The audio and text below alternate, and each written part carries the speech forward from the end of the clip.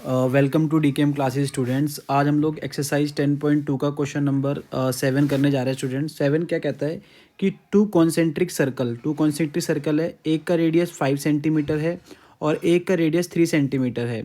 आपको क्या करना है, find the length of the code निकालनी है ऑफ द लार्जर सर्कल की विच टच द स्मॉलर सर्कल। ठीक है, मतलब कि लेंथ ऑफ द कोड निकालनी है लार्जर सर्कल की जो छोटे सर्कल को टच कर रहा हो। देखो कैसे करेंगे, आइए करके दिखाता हूँ मैं आप लोगों को। ठीक है, चलो सबसे पहले हम लोग एक काम करते हैं, सर्कल बना लेते हैं। ठीक है, एक सर्कल बना लेते हैं। मान के चलो मैंने एक छोटा सर्कल बनाया जिसका रेडियस 3 सेंटीमीटर है। फिर एक मैंने बड़ा सर्कल बनाया। ठीक है, बड़ा सर्कल बनाया मान के चलो, ठीक है, जिसका रेडियस जो है वो कितना है प्यारे बच्चों, उसका रेडियस जो है वो लगभग 5 सेंटीमीटर है। ठीक है, इस तरीके से बना लिया मैंने। ठीक है ना, समझ में आया? ठीक है, इस तरीके से मैंने बना लिया। ठीक है, समझ में आया कि नहीं? ठीक है ना, ये इस तरीके से मैंने बना लिया। ठीक, चलो ठीक है ना, ये बन गया। ठीक है, अब क्या करोगे, अब यहाँ पे एक यहाँ पे क्या करोगे, एक तरीके से ना एक यहाँ पे कॉर्ड बना दो। कॉर्ड बनाया मैंने, यूँ करके यूँ कॉर्ड बना दिया। ठीक है, ये कॉर्ड बना दिया। ठीक है, जो क्या कर रहा है, स्मॉलर सर्कल के टच कर रहा है, बड़े वाले सर्कल को टच कर रहा है ना।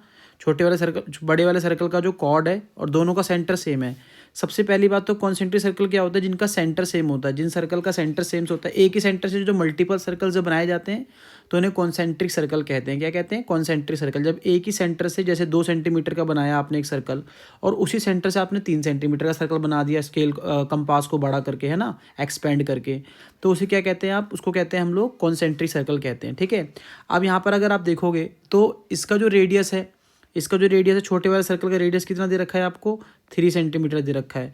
और जो बड़े वाला सर्कल है उसका रेडियस क्या दे रखा है आपको, 5 सेंटीमीटर दे रखा है ना। और अगर मैं नाम रखूँ यहाँ पे, इसका नाम P रख दूँ, है ना, इसका नाम N रख दूँ, इसका नाम Q रख दूँ, इसका नाम R रख दूँ। ठीक है, तो हमसे क्या कह रहा है, क्या निकालने के लिए कह रहा है स्टूडेंट्स, हमसे निकालने के लिए बोल रहा है RQ। हमें क्या कह रहा है निकालने के लिए, हमसे कह रहा है कि आप RQ निकाल के दो, हम यानी कि RQ निकालो। ठीक है, ये कह रहा है RQ निकालो।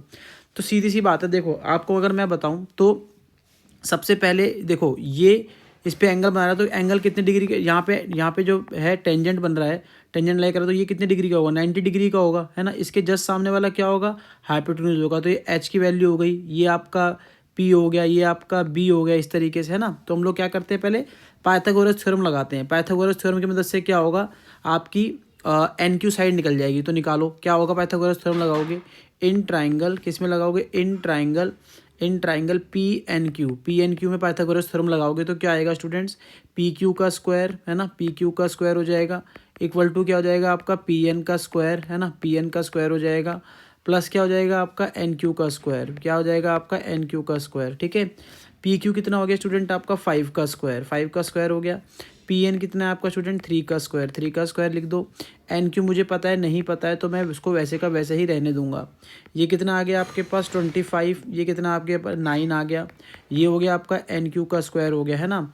ये आपका 25, ये माइनस का 9 इक्वल टू NQ का स्क्वायर। ठीक है, NQ का स्क्वायर। ठीक है, कितना आ गया आपका ये NQ का स्क्वायर। ठीक है, ये आ गया 16 और ये हो गया NQ का स्क्वायर। ठीक है, यहाँ पे आ गया NQ इक्वल टू √16। ठीक है, और यहाँ पे NQ कितना आ गया आपके पास 4 सेंटीमीटर, कितना आ गया 4 सेंटीमीटर।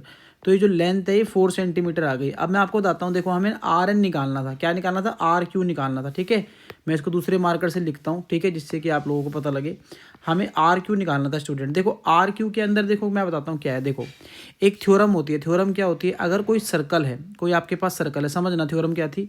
अगर सर्कल जो है, सर्कल पे जो कोई कॉर्ड है ना, टेंजेंट है, और टेंजेंट पे कोई जो है रेडियस क्या कर रही है, परपेंडिकुलर पड़ रही है, तो इसको वो 2 इक्वल हाफ में डिवाइड करता है। क्या करता है, उसको 2 इक्वल हाफ में क्या कर देता है, टेंजेंट की जो लेंथ है उसको 2 इक्वल हाफ में डिवाइड कर देता है। जैसे कि अगर यहाँ पे इस पूरे की लेंथ 10 सेंटीमीटर है, ठीक है, तो यहाँ से ये इस पे परपेंडिकुलर पड़ी, तो यानी कि जो RN की लेंथ होगी और जो NQ की लेंथ होगी, RN की जो लेंथ होगी और NQ की लेंथ कितनी कितनी हो जाएगी, 5 यानी कि इक्वल हाफ में क्या कर देगा, डिवाइड कर देगा। समझ में आया स्टूडेंट्स? इसी के पर्पस से क्या करेंगे, इसी के पर्पस से हम लोग क्या करेंगे, इसको सॉल्व करेंगे। आइए मैं समझाता हूँ आपको।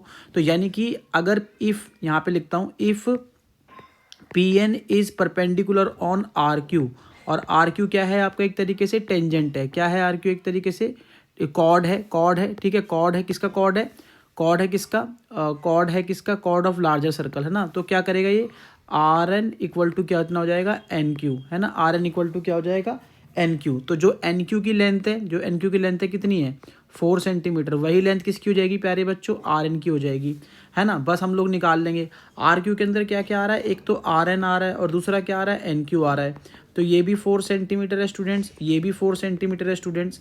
तो स्टूडेंट कितना हो जाएगा हमारे पास, 8 सेंटीमीटर। तो हमारा आंसर आ गया R Q equal to 8 centimetre. इस तरीके से इंपॉर्टेंट क्वेश्चन था स्टूडेंट्स, एग्जाम में आ सकता है, इसको प्लीज़ करके जाइएगा। Thank you so much.